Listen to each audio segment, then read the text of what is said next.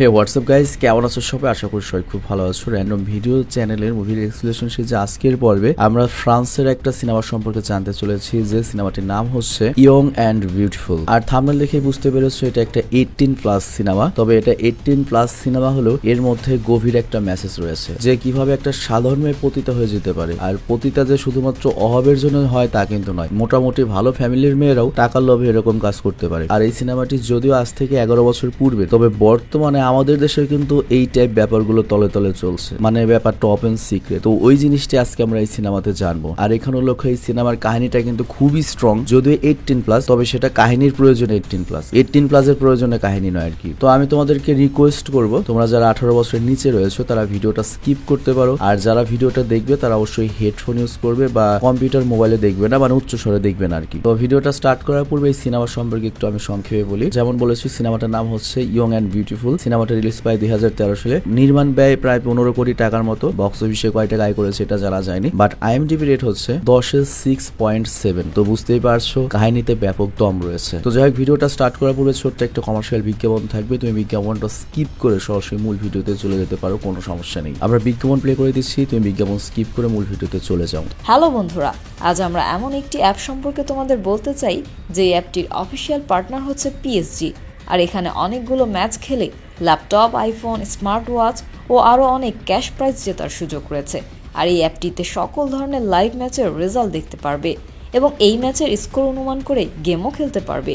যেমন কোন টিম জিতবে, কোন টিম কত রান করবে, কে সর্বোচ্চ স্কোর করবে। এছাড়া বিভিন্ন ধরনের গেম রয়েছে, সেগুলো খেলেও ইনকাম করতে পারো। আর রেজিস্ট্রেশনের সময় আমাদের যে প্রোমো কোডটি রয়েছে রোনাল, এটা ব্যবহার করলে প্রথম ডিপোজিটে 26,000 টাকা পর্যন্ত বোনাস পেতে পারো। আর এই টাকা তুমি খুব সহজেই বিকাশ, ব্যাংক এবং অন্যান্য সহজ পদ্ধতির মাধ্যমে উঠাতে পারো। তো আর দেরি কিসের? ডেসক্রিপশনে প্রোমো কোড এবং পিন কমেন্টে প্রোমো কোড সহ সাইন আপ লিঙ্ক রয়েছে, সেটা ব্যবহার করো এবং ক্যাশ প্রাইজ জিতো। আর এখানে আরেকটা কথা মনে রেখো, আমরা যেই বিজ্ঞাপন দেই না কেন, অনলাইন থেকে টাকা আয় করা এত সহজ কোনো ব্যাপার নয়। তোমরা কোনো আর্থিক ক্ষতির সম্ভাবনা রয়েছে এমন কোনো ওয়েবসাইটে যাবে না। তো চলো এবার মূল ভিডিওতে চলে যাই। তো বিজ্ঞাপন শেষে আমরা মূল ভিডিওতে আসলাম। আমরা সবাই জানি যে ইউরোপ একটা ঠান্ডা কন্টিনেন্ট। আমরা গ্রীষ্মকালে যেমন গরমে হাঁসফাঁস করি, কিন্তু গ্রীষ্মকালটা মানে ওখানে কি জানো? গ্রীষ্মকাল ওখানে মানে হচ্ছে পিকনিকের টাইম, ঘোরার টাইম। তো সামার সিজন শুরু হয়েছে ইউরোপে। আর আমরা ইসাবেল এবং তার পরিবারকে দেখতে পাই, যারা জার্মানির একটা রিবেরিয়া বিচে ঘুরতে এসেছে। ওরা মূলত মানে ফ্রান্স থেকে এসেছে, কিন্তু এসেছে জার্মানিতে ঘুরতে। আর এখানে ইসাবেলা সম্পর্কে আমাদেরকে বলা হয় তার বয়স মাত্র 17 বছর, খুবই সুন্দরী যুবতী। আর বুঝতেই পারছো, মাত্র 17 বছরের বয়স, পড়ালেখা করে, বাবা মায়ের পুরো আন্ডারে থাকে। তো এই কারণে পুরুষদের প্রতি ওর প্রচুর শারীরিক আকর্ষণ কাজ করে। তার উপর আবার ওর বাবা মায়ের ডিভোর্স হয়ে গিয়েছে। আর ওর মা, যার নাম হচ্ছে সিলভি, সে অন্য একটা লোককে বিয়ে করেছে। ওর সৎ বাবা পেট্রিকের সাথেও থাকে। তো ইসাবেলা যে জার্মানিতে ভেকেশনে এসেছে, সেখানে ফেলিক্স নামের একটা ছেলেকে দেখে ওর পছন্দ হয়ে যায়। তবে এখানে লক্ষ্য, ফেলিক্সকে দেখে ওর যে প্রেম জন্মিয়েছে এরকম কিছু নয়, জাস্ট ওর শরীরটা দেখে খুব আকর্ষণ জন্মেছে। আর ইসাবেলার একটা ছোট ভাই রয়েছে, যার নাম হচ্ছে ভিক্টর। সেই ইসাবেলার প্রকৃত বন্ধু, আর সেই ইসাবেলাকে সবসময় সঙ্গ দেয়। তো যাই হোক, দুপুরে ইসাবেলার ভাইয়ের ঘুম আসছিল না, তখনও করে কি সবার রুমে উকিদের ঢুকছিল কোথায় গিয়ে আড্ডা দেওয়া যায়। তো এরপর ইসাবেলার ভাই যখন ইসাবেলার রুমে তাকায়, তখন একটা আজগুবি জিনিস দেখতে পায়, যে ওর বোন অন্যরকম বিহেভ করছে। ব্যাপারটা এরকম না যে ঘরে কেউ রয়েছে, মানে বুঝতেই পারছো আর কি ব্যাপারটা। তো যাই হোক, এরপর আমরা দেখতে পাই ইসাবেলা একটু আগ্রহ করে ফেলিক্সের সাথে দেখা করে, এবং ফেলিক্স ওই দিন সন্ধ্যায় ইসাবেলাকে ইনভাইট করে পার্টিতে। আর এখানে লক্ষ্য, ইসাবেলা এখনো ভার্জিন, তার উপর বয়সটা বুঝতে হবে। ও প্রচন্ড আগ্রহে অপেক্ষা করছে ওই দিনটার জন্য, যেদিন সে প্রথম একটা অন্যরকম অনুভূতি পাবে। আর ওই প্রথম অনুভূতিটার জন্য ও মনে অনেক রকম স্বপ্ন সাজিয়েছে। তো সেই হিসেবে রাতের বেলা করে কি আস্তে করে বাসা থেকে বেরিয়ে পড়ে। আর শুধুমাত্র ছোট ভাই জানে যে ইসাবেলা কোথায় গিয়েছে। তো নাইট ক্লাব এনজয় করার পরে ফেলিক্স আর ইসাবেলা যায় হচ্ছে সি বিচে, এবং সেখানে গিয়ে ওরা ইন্টিমেট হয়। আর ইসাবেলার লাইফে এটাই তো প্রথম অনুভূতি, কিন্তু যেমনটা কল্পনা করেছিল বা ভেবে রেখেছিল, বাস্তব কিন্তু ওরকম হয় না। এক্সপিরিয়েন্সটা পুরো ভিন্ন হয়। ইনফ্যাক্ট ইসাবেলা কোনো কিছু ফিলই করে না। ওখানে যে তোমার ওই ফেলিক্স নামের ছেলেটা ছিল, ও তো পাক্কা খেলোয়াড়। ও ইসাবেলাকে মানসিকভাবে অ্যাটাচ না করে ও যা করার করে। আর এই ব্যাপারটাতে ইসাবেলা মারাত্মক নিরাশ হয়ে যায়। আর এখানে ইসাবেলার শরীর সম্পর্কে একটা নেগেটিভ ধারণার তৈরি হয়, যে এই শরীর দিয়ে যদি আমি স্যাটিসফ্যাকশন না পাই, শরীরের প্রয়োজন কি। তবে তারপরে ফেলিক্স যাওয়ার আগে ইসাবেলাকে গোপনে কিছু টাকা দিয়ে যায়। আর এভাবে ইসাবেলা তার প্রথম ভার্জিনিটি অ্যাজ এ পতিতা ওই বিচে হারিয়ে ফেলে। মানে বুঝতে পারছো ব্যাপারটা কি হয়েছে। মেয়ে কিন্তু প্রথমে আগ্রহ করে গিয়েছিল, কোনো কারণে হয়তো মেয়ের ব্যাপারটা ভালো লাগেনি, বা বিবেকের তাড়না হতে পারে। এরপর কিছু টাকা পেয়েছে, তারপর দেখো লাইফটা কোন দিকে যায়। তো এরপর যখন ইসাবেলা বাসায় আসে, তখন ভিক্টর জিজ্ঞাসা করে, তোমার প্রথম এক্সপিরিয়েন্স কেমন ছিল? মানে ছোট ভাই, চিন্তা করে ভাই কেমন দেশ, কিন্তু এখানে ইসাবেলা কোনো জবাব দেন এবং এই ব্যাপারে কথা বলতে কোনো ইন্টারেস্টেডও ছিল না। তো পরের দিন যখন ইসাবেলা বিচে যায় তখন ফেলিক্স ওর কাছে এসে বসে, ঘনিষ্ঠ হওয়ার চেষ্টা করে, বাট ইসাবেলা এখানে কোনো ইন্টারেস্ট দেখায় না। আর এরপর রাতের বেলা সবাই ইসাবেলার বার্থডে পার্টি সেলিব্রেট করে, কারণ ইসাবেলার বয়স এখন 17 হয়ে গিয়েছে, 16 ছিল আগে, মানে ও এখনো নাবালিকা। আর আমেরিকা ইংল্যান্ডের নিয়ম হচ্ছে 18 বছরের আগে বা 18 বছর হতে একদিন বাকি রয়েছে ওই মেয়ের সাথে তুমি যদি শারীরিক সম্পর্ক করো ডাইরেক্ট রেপ কেসে পড়ে যাবে। মেয়ের ইচ্ছে তো করলো রেপ কেস, 8-10 বছর মিনিমাম জেল খাটতে হবে। তো যাই হোক, ইসাবেলা যদিও নাবালিকা কিন্তু এক ধরনের মেয়ে আছে না, বয়স আন্দাজে একটু বেশি পাকনা, তো ওই রকমও পাকনা হয়ে গিয়েছে, এক্সপিরিয়েন্স হয়ে গিয়েছে। আর এইরকম একটা এক্সপিরিয়েন্স নিয়েও আসে হচ্ছে ওদের দেশ ফ্রান্সের প্যারিসে। কিন্তু এই ঘটনার পরে ইসাবেলা পুরোপুরি বদলে গিয়েছে, মানে ওই সেক্স করে টাকা পাওয়ার ব্যাপারটা, এক্সপিরিয়েন্সটা ওর মাইন্ডসেটটাকে পুরোপুরি বদলে দিয়েছে, ভেতর থেকে পরিবর্তন করে দিয়েছে। ওর কাছে তখন মনে হয় যদি আমি এই দেহর বিনিময়ে টাকা পাই তাহলে তো আমি অনেক কিছু করতে পারবো এবং আমার স্যাটিসফ্যাকশনের জন্য আমি অনেক কিছু করতে পারবো। মানে ইসাবেলা শারীরিক সম্পর্ক করে স্যাটিসফ্যাকশন পায়নি, কিন্তু তার বিনিময়ে টাকা তো পেয়েছে। তো ও যদি শারীরিক সম্পর্ক করে স্যাটিসফ্যাকশন না পায় কিন্তু টাকা যদি পায়, সেই টাকা দিয়ে তো আরো অনেক কিছু স্যাটিসফ্যাকশন কিনতে পারবে। আর এর কয়েক মাস পরে আমরা ইসাবেলাকে দেখতে পাই, ইসাবেলা যখন প্রাইভেট একটা প্রস্টিটিউট, প্রাইভেট পতিতা হয়ে গিয়েছে এবং সে আলাদা একটা সিম কার্ড রাখে যেখানে অনেক বড় বড় ক্লায়েন্টদের সাথে অ্যাপয়েন্টমেন্ট বুক করে রাখে এবং এরপর তাদের সাথে কন্ট্যাক্ট করে বড় বড় হোটেলে যায় এবং প্রতি 1 ঘন্টার জন্য সে 300 ইউরো চার্জ করে।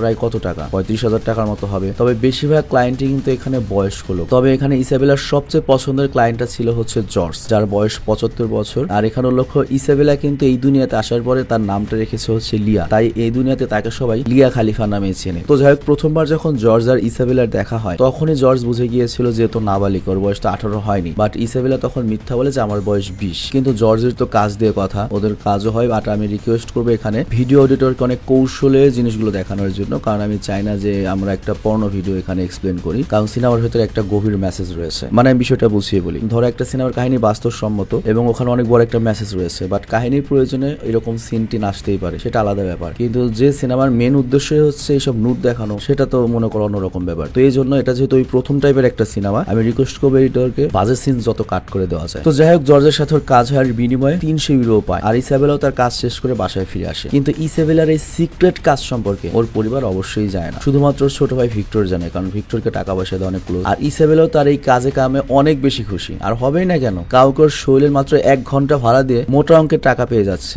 আর আমরা ওর ওয়ালেটেও ওর কামানো অনেক টাকা দেখতে পাই। ও প্রতিদিন নর্মালি একটা ছাত্রীর মতো কলেজে যায় আর সন্ধ্যার বা বিকালের পর থেকে পার্ট টাইম জব শুরু করে দেয়। আর এই পার্ট টাইম কাজ সম্পর্কে ওর পরিবারের বিন্দুমাত্র আইডিয়া নেই। আর ওর পরিবার কিন্তু গরিব নয়, মাও সরকারি চাকরি করে, বাবা সরকারি চাকরি করে, হোক সৎ বাবা। আরও করে কি ফোনের মেসেজের মাধ্যমে ওর অ্যাপয়েন্টমেন্ট ঠিক করে এবং রেগুলারলি বিভিন্ন পর্নো সাইট ভিজিট করে এবং নতুন নতুন কলা শিখে, আইটেম শেখে, যাতে ও সবসময় আপগ্রেড থাকে এই লাইনে। আর অন্যদিকে ওর বাকি যেসব ক্লাসমেটরা ছিল, মানে বান্ধবীরা ছিল, কোনো বান্ধবী ছেলেদের সাথে প্রেম করার স্বপ্ন দেখছে, ছেলেরা মেয়েদের সাথে প্রেম করার স্বপ্ন দেখছে। কিন্তু অন্যদিকে ইসাবেলার ওই প্রেম প্রীতির প্রতি কোনো আকর্ষণ নেই। ওর আকর্ষণ একটাই, নতুন নতুন ক্লায়েন্টদের খোঁজা আর টাকা কামানো। তবে এক এক ধরনের ক্লায়েন্টের এক এক রকম ডিমান্ড, বাট এতে ইসাবেলার কিছুই যায় আসে না, ওর টাকা পেলেই হয়। আরও করে কি, কলেজ শেষ হলে রাস্তায় কাপড় চোপড় আর কসমেটিক বদলে নেয়, কারণ সবগুলো ক্লায়েন্টই খুবই হাই প্রোফাইল সম্পন্ন, সমাজের বড় বড় বিজনেসম্যান এবং বয়স্ক, অবশ্যই বুইড়া শালা, সর্বোচ্চ ক্ষমতা খামছে দিতে পারবে, বেশি আর কি করতে পারবে। তবে তারপরে ওকে সেভাবে সেজে গুজে যেতে হয়। আর ওর চোখের লজ্জাও মরে গিয়েছে। নর্মালি আমরা রাস্তাঘাটে একজন মানুষের সাথে চোখাচোখি হলে যে লজ্জাটা, ওর ভেতর কোনো লজ্জা নেই। আর আরো অবাক করার ব্যাপার হচ্ছে, ও এমন পর্যায়ে চলে গিয়েছে, ও কিন্তু ফকিন্নি ঘরের মেয়ে না, সম্ভ্রান্ত মিডল ক্লাস ফ্যামিলির মেয়ে। তবে তারপরে ও এখন কোনো ক্লায়েন্টের জন্য গাড়িতে কাজ ছাড়ে, হোটেলে কাজ ছাড়ে, অফিসে কাজ ছাড়ে, স্টোর রুমে, অমুক জায়গায় তো অমুক জায়গায়। ইসাবেলার এতে কিছুই যে আসে না, টাকা পেলেই হলো। আর এরপর আমরা জানতে পারি ইসাবেলার একটা মাত্রই বান্ধবী রয়েছে, যার নাম হচ্ছে ক্লার্ক, সবচেয়ে ঘনিষ্ঠ বান্ধবী। বাট এই ঘনিষ্ঠ বান্ধবী যায় না যে ইসাবেলা এই কাজ করে বেলায়। আর ইসাবেলা এমনি তো কারোর সাথে খুব একটা মেশেও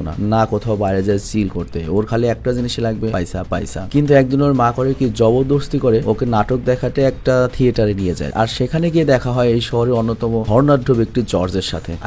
জর্জ হচ্ছে ইসাবেলার সবচেয়ে খাস কাস্টমার, বয়স্ক কাস্টমার, যাকে আমরা একটু আগেও দেখেছি। তবে জর্জ এখানে সবার সামনে ইসাবেলার সাথে পরিচিতি করতে আসে না। মানে বুঝতেই পারছো, জর্জের মতো এত উপরের লেভেলে একটা লোক এইটুক মেয়ের সাথে কি পরিচয় থাকতে পারে, মানে কি ইস্যু দেখাবে। আবার এইখানে ইসাবেলা একটা জিনিস লক্ষ্য করে, ইসাবেলার মা তো বর্তমানে তার সৎ বাবার সাথে রয়েছেই, কিন্তু সে আবার তার ক্লাসের বন্ধু ওই নিগ্রোটা পিটারম্যানের সাথেও শারীরিক সম্পর্ক করে। ভাই সিরিয়াসলি। আর তারপর ইসাবেলা খেয়াল করার সৎ বাবার দিকে যে থিয়েটারে মুভি দেখছে, আর মা গিয়ে তার বন্ধুর সাথে ওয়াশরুমে মজা করছে। যেরকম দেশ, যেরকম সমাজ, ওরকমই মানুষ তৈরি হবে। আর এইদিকে আমরা দেখি ইন্টারভালের পরে, মানে সিনেমার ইন্টারভালের পরে ইসাবেলা আবারও থিয়েটারে মুভি দেখতে বসে। আর তখন ওর ফোনে জর্জের মেসেজ আসে, যেখানে লেখা ছিল যে এই থিয়েটারের 4 তলাতে অমুক নম্বর রুমে চলে আসো। আর এই মেসেজ পেয়ে ইসাবেলা হাসি দেয়। মানে বুঝতেই পারছো, 300 ইউরো কামালো হবে এখন, আর পুরুষ মানুষ তো পুরুষই হয়। আর ইসাবেলাও পুরুষকে খুব ভালো মতো বুঝতে পেরেছে। মানে ইসাবেলার সাথে যখন জর্জের দেখা হয়েছিল, ইসাবেলাই মূলত জর্জের দিকে তাকিয়ে একটা সিডুস করা হাসি দিয়েছিল, আর সেটা কাজে লেগে গিয়েছে। তো যাই হোক, ইসাবেলা হোটেলে গিয়ে জর্জের সাথে আবার ইন্টিমেট হয়। জর্জ এখানে ইসাবেলার উপর একটা ডিমান্ড করে বসে, সেটা হচ্ছে আমি চাই তুমি আমার সাথে রিলেশনে থাকো, তোমার ভরণ পোষণের খরচ আমি দেবো, আই মিন সুগার ড্যাডি হবে। আর ইসাবেলাও চায় যাতে সে জর্জের কাছেই থাকে, কারণ জর্জ হচ্ছে সবচেয়ে ভদ্র কাস্টমার। কিন্তু তারপর আবার ইসাবেলার মনে হয় জর্জের প্রপোজাল একসেপ্ট করা মানে আমার নিজের ব্যবসায় লাথি মারা, কারণ ভেরিয়াস মানুষের কাছে যাবো, 2 পয়সা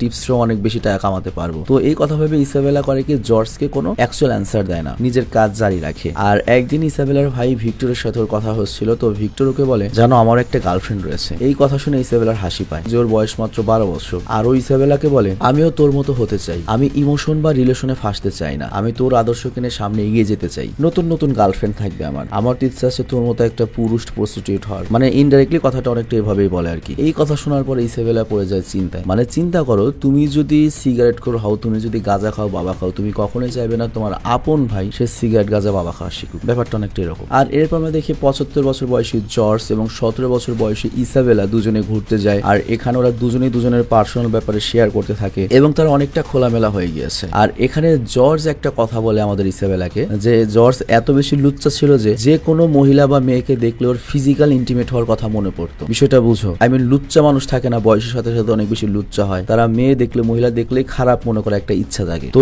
এই কারণে জর্জ করেছিল কি তার যে নিজের মেয়ে রয়েছে তার কাছ থেকেও দূরত্ব বজায় রাখতো। কিন্তু ইসাবেলা ওর সাথে এমন ভাবে সময় দিয়েছে, এমন ভাবে স্যাটিসফাই করেছে, ওর মাথা থেকে অন্য কোনো মেয়ের আকর্ষণে চলে গিয়েছে। আর এই কারণে ও নিজের মেয়েকে বাপের মতো ভালোবাসতে পারছে এবং কোয়ালিটি টাইম স্পেন্ড করতে পারছে। সিরিয়াসলি ভাই, এইসব আজগুবি কনসেপ্ট শুনে আমার মাথা ঘুরে। কিন্তু বিশ্বাস করো, আজ হোক কাল হোক, এই সেম কনসেপ্ট যে সিনেমা আমরা দেখছি এর 50% অলরেডি আমাদের দেশে চলে এসেছে, বাকি 50% চলে আসবে খুব শীঘ্রই, কোনো উপায় না আটকানো। তো যাই হোক, এরপর জর্জ করে কি ইসাবেলাকে তার বাবার ব্যাপারে জিজ্ঞাসা করে, বাট ইসাবেলা সেটা ইগনোর করে, মানে ওর বাবার সাথে ওর কেমন সম্পর্ক, এবং ইগনোর করে জর্জকে নিয়ে আবারও বিছানায় যায় এবং ইন্টিমেট হয়। আর এখানে লক্ষ্য, জর্জ একটু আগে একবার ইন্টিমেট হয়েছে, বুইরা বেটা, দ্বিতীয়বার ইন্টিমেট হওয়ার কারণে জর্জের হার্ট অ্যাটাক হয় এবং সেখানেই হারামজাদা মারা যায়। তো জর্জকে মারা যেতে দেখে ইসাবেলা তো অনেক বেশি ভয় পেয়ে যায়। ইসাবেলা বুঝতেই পারে না এখন আমি কি করব, কারণ ফলাফল যেটাই হোক না কেন অনেক বেশি ভয়াবহ হবে। সে জর্জকে জীবিত করার জন্য, চোখ খোলানোর জন্য অনেক চেষ্টা করে, কিন্তু কোনো লাভ হয় না, কারণ জর্জ মারা গিয়েছে। তো এরপর ইসাবেলা ঘাবড়ে যায় আর নিজের জামা কাপড় পরে ঘর থেকে বেরিয়ে যায়। বাট বেরিয়ে যাওয়ার আগে লাস্ট বারের মতো সে জর্জকে দেখে এবং ইমোশনাল হয়ে যায়, কারণ জর্জই তার একমাত্র এমন কাস্টমার ছিল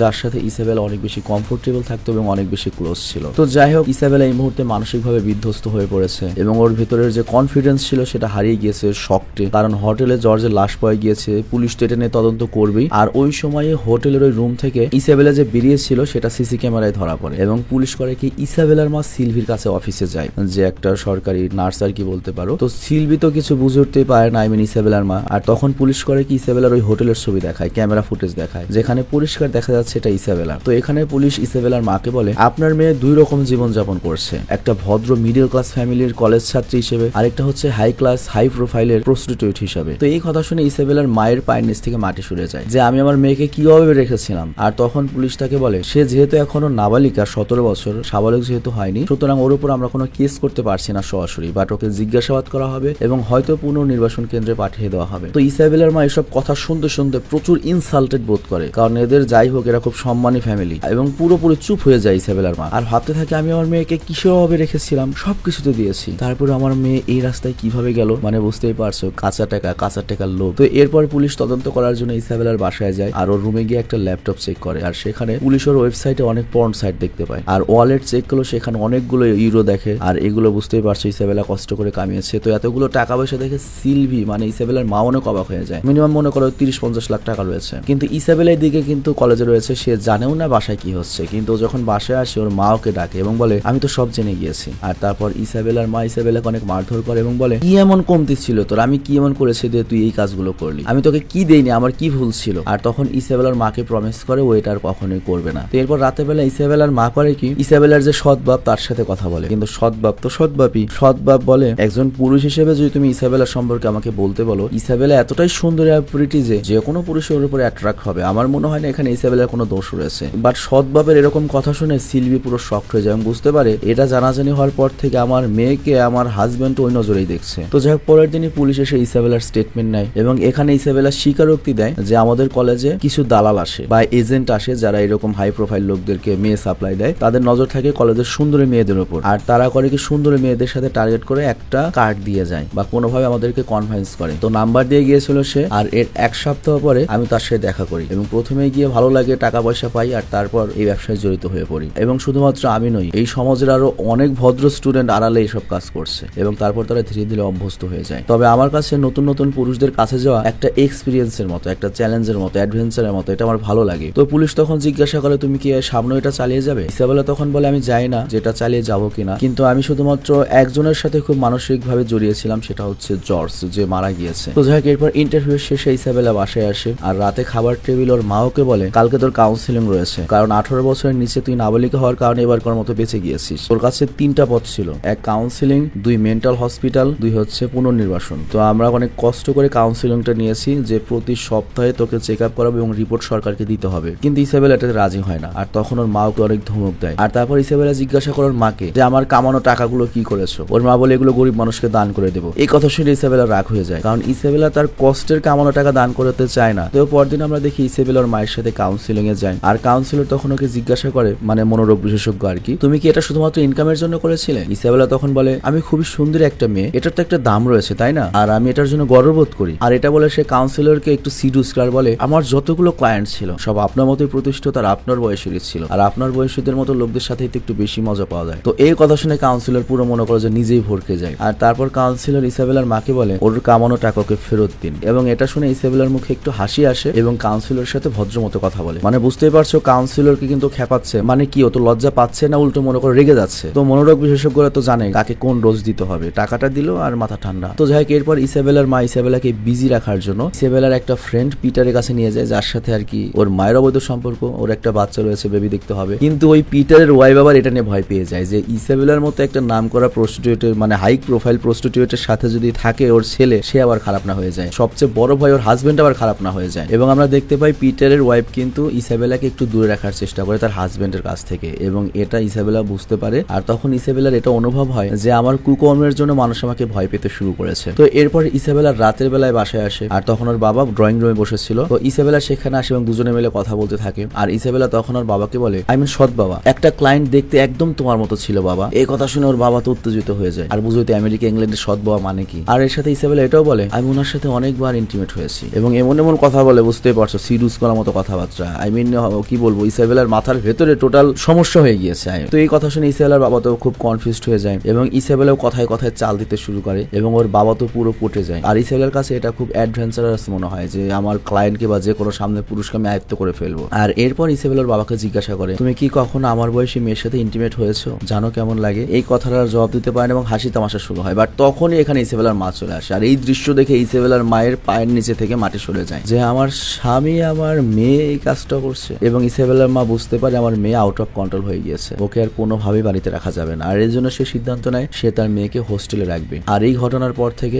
মা মেয়ের সম্পর্ক চিরদিনের মতো খারাপ হয়ে যায়। তো এরপর ইসাবেলা পরের দিন যখন কাউন্সিলরের সাথে দেখা করে, তখন সে তাকে বলে দেখুন এই কাজটি আমার ভালো লাগে, এটা আমার কাছে একটা বিজনেসের মতো। আপনি বুঝুন সবারই আলাদা আলাদা একটা বিজনেস থিম রয়েছে। বিজনেসম্যানরা ইন্টারনেটে চ্যাট করে, ক্লায়েন্টদের সাথে ফোনে কথা বলে, তারপর অ্যাপয়েন্টমেন্ট বুক করে, হোটেলে মিট করে, ক্লায়েন্টের সাথে দেখা করে, তাদেরকে স্যাটিসফাই করে, ওরা যেটা চায় সেটা ডেলিভার করে। এটাও একটা বিজনেস, আপনি কেন বুঝতে পারছেন না? তো কাউন্সিলর তখন বলে তুমি যেটা করছো এটা তো অনেক ডেঞ্জারাস একটা কাজ। ইসাবেলা তখন বলে ডেঞ্জারাস হোক যাই হোক এটা থেকে আমি দূরে থাকতে পারবো না, আমার বারবার এটা করতে মন চায়, কিন্তু আমি জর্জের মৃত্যুর কারণে একটু ভয় পেয়ে গিয়েছি, কারণ জর্জের মৃত্যুর জন্য আবার নিজেকে দায়ী হয়। আর জর্জের কথা বলতে বলতে ইসাবেলার চোখ দিয়ে পানি চলে আসে। আর তারপর আমরা ইসাবেলার সাথে তার বেস্ট ফ্রেন্ডকে দেখতে পাই, আর ওর বেস্ট ফ্রেন্ড বলছিল যে ওর প্রথম এক্সপিরিয়েন্সটা ভালো হয়নি। আর এই কথা শুনে ইসাবেলারও তার প্রথম এক্সপিরিয়েন্সের কথা মনে পড়ে যে ফেলিক্সের সাথে তার এটা ভালো লাগে না, কিন্তু আস্তে আস্তে মজা সে পেতে শুরু করেছে লাইফে। আর তখন ইসাবেলা বলে তুই আস্তে আস্তে মজা পেতে শুরু করবি, মানে বুঝতেই পারছো। তো এরপর রাতের বেলা ইসাবেলা ওর ফ্রেন্ডের সাথে একটা ক্লাবে যায়, আর এখানে লোক নর্মাল অন্য 10টা মেয়ে যে চোখে দুনিয়া দেখে ইসাবেলা সেই চোখে দুনিয়া দেখে না, সে দুনিয়াতে দেখে পুরুষ টাকা হিসাবে। তো এই জন্য এই পার্টিটা ওর কাছে মজা লাগে না, কারণ এটা বাচ্চাদের পার্টি, ওরা এসেছে মদ খেয়ে ফুর্তি করার জন্য, বাট ওর লাগবে ব্যবসা, একটা বিশিষ্ট ব্যবসায়ী, সিরিয়াসলি বিশিষ্ট ব্যবসায়ী, এটাও তো একটা বিজনেস। চ্যাট করতে হয় মোবাইলে, ফোনে ক্লায়েন্টের সাথে কথা বলতে হয়,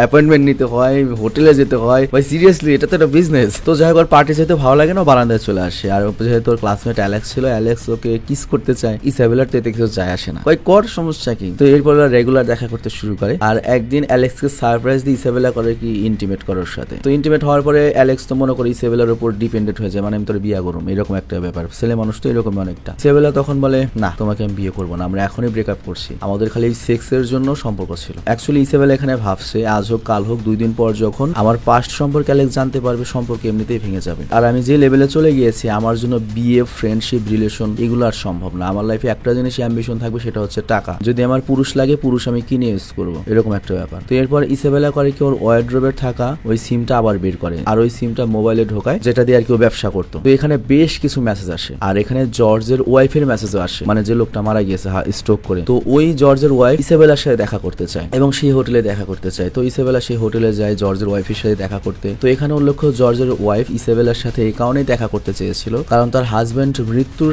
একদম শেষ মুহূর্তে একমাত্র ইসাবেলাই তার সাথে ছিল। তো এখানে ক্যাজুয়াল কিছু কথাবার্তা হয়, ইসাবেলা খুবই গিল্টি ফিল করে। আর তারপর জর্জের ওয়াইফ চায় ইসাবেলা যেন তার সাথে সেই রুমে যায় যে রুমে জর্জ আর ইসাবেলা ছিল মরার সময়। তো এরপর ইসাবেলা আর জর্জের ওয়াইফ দুজনে মিলে সেই রুমটাতে যায়, আর এই রুমটা দেখে ইসাবেলা অনেক বেশি ইমোশনাল হয়ে যায়। আর এরপর জর্জের ওয়াইফ করে কি, ইসাবেলাকে $300 দেয় এবং বলে আমার সাথে বিছানায় শুবে। তো এটা লেসবিয়ান টাইপ কোনো কিছু নয়। জর্জের স্ত্রী মূলত ওই ফিলটা নিতে চাচ্ছিল যেটা ওর হাজবেন্ড জর্জ লাস্ট মুহূর্তে ইসাবেলার সাথে শুয়ে পেয়েছিল। আর এখানে লক্ষ্য, জর্জের ওয়াইফ কিন্তু জর্জকে অনেক বেশি ভালোবাসতো, কিন্তু শালার আমরা পুরুষ মানুষ আসলেই লুইসের গাড়া। তো যাই হোক, এরপর ইসাবেলা করে কি জর্জের ওয়াইফের পাশে শুয়ে পড়ে এবং তারা অনেকক্ষণ ধরে পাশাপাশি শুয়ে থাকে। আর জর্জের ওয়াইফ ইসাবেলার মাথায় হাত বুলিয়ে ওকে ক্ষমা করে দেয়। আর এই ঘটনার ফলে যেটা হয়, ইসাবেলার ঘাড়ে অনেক বড় একটা বোঝা ছিল যে জর্জ ওর কারণে মারা গিয়েছে, ও নিজেকে দায়ী মনে করতো, সেই দুঃখটা চলে যায়। আর শান্তিতে ইসাবেলার চোখ লেগে আসে, কিন্তু যখনই চোখ খুলে তখনও দেখতে পায় জর্জের ওয়াইফ সেখান থেকে চলে গিয়েছে। আর এটার পরে ইসাবেলার মাইন্ড একদম ফ্রেশ হয়ে যায়। কিন্তু ইসাবেলা ভালো মানুষ কিন্তু হয় না ভাই, সিরিয়াসলি। কাঁচা টাকার ব্যবসা, বুঝতে হবে। ইসাবেলারও নতুন ভাবে ব্যবসা শুরু করে, হয়তো ভবিষ্যতের এজেন্সি থাকবে, আরো 10টা ইসাবেলা ওর আন্ডারে চাকরি করবে, মানে সর্দারনি হবে। তো এই জন্যই কথায় আছে, একবার যে প্রস্টিটিউট অলওয়েজ প্রস্টিটিউট, মানে কাঁচা টাকার ব্যবসা, বুঝো না ব্যাপারটা। তো যাই হোক, সিনেমাটা এখানে শেষ হয়। বাট এখানে যে গল্পটা রয়েছে, আমি অলরেডি বলেছি, এই গল্পের বেশ পার্সেন্ট, মানে মোটামুটি 60% বলা যায় এখনো রানিং বাংলাদেশে এগুলো চলছে। অ্যাভেলেবল স্কুল কলেজের মেয়েরা আছে যারা এই ধরনের পার্ট টাইম জব করছে, সিরিয়াসলি। তারপর যে সুগার ডেডি কনসেপ্ট অ্যাভেলেবল রয়েছে। এবং আমি যেটা মনে করি, আগামী 20 থেকে 30 বছরের মধ্যে আমাদের পিতা মাতারা যে শান্তিতে বসবাস করে গিয়েছে, ফ্যামিলি চালিয়ে গিয়েছে, পরকীয়া জিনিসটা কিন্তু ইদানিং এত দেখা গেছে। আজ থেকে 30-40 বছর আগে আমাদের দাদারা যে সংসার করে গিয়েছে, তাদের 10টা-15টা করে বাচ্চা ছিল, কিরকম কষ্ট হতো বউদের, সবসময় কাজে ব্যস্ত থাকতো, তারপরেও তাদের রাত যখন এক জায়গায় হতো, অনেক ভালোবাসা, অনেক সম্পর্ক ছিল। এত মিডিয়া ছিল না, অমুকের জিনিস দেখতো না, তমুকের জিনিস দেখতো না। কিন্তু এখন আমাদের বউরা বা আপনার হাজবেন্ডরা ঘরে মোবাইলে বসে আমেরিকার অমুকের বউকে অমুকে কি দিয়েছে, অমুকের বডি ফিটনেস কি, অমুক দেখতে কত সেক্সি, এইসব আমরা এখান থেকে দেখি। তো এর জন্য আমাদের মাথাটা হচ্ছে ডাইভার্ট হয়ে গেছে বিভিন্ন জায়গায়। আর এই মেয়েটা টাকা পয়সার অভাব ছিল না ধরো, কিন্তু ওর একটা ক্লাসমেট, বড় ক্লাসমেট চালা আইফোন, ও তো আইফোন কেনার মতো ধনী নয়, তো কি করবে? 3 দিন ডিউটি করলে আইফোনের টাকা ম্যানেজ হয়ে গেল। আমি বিস্তারিত বলতে যাচ্ছি না, বাট বর্তমানে এটা কিন্তু ওপেন সিক্রেট। আমাদের চোখের সামনে অনেক সুন্দরী সুন্দরী বা মনে করো অনেক হাই প্রোফাইল মেয়ে ঘুরে, যাদের দেখলে বোঝারও কায়দা নাই যে আসলে পার্ট টাইম জব করে কি করে না। আমি সবার কথা বলছি না, বাট এরকম অ্যাকচুয়ালি এখন বর্তমানে বাংলাদেশে রয়েছে, বিশেষ করে যে মেজর সিটিগুলোতে। তো আমি বিদায় নিচ্ছি, ভালো থেকে সুস্থ থেকো, টেক কেয়ার, আল্লাহ হাফেজ।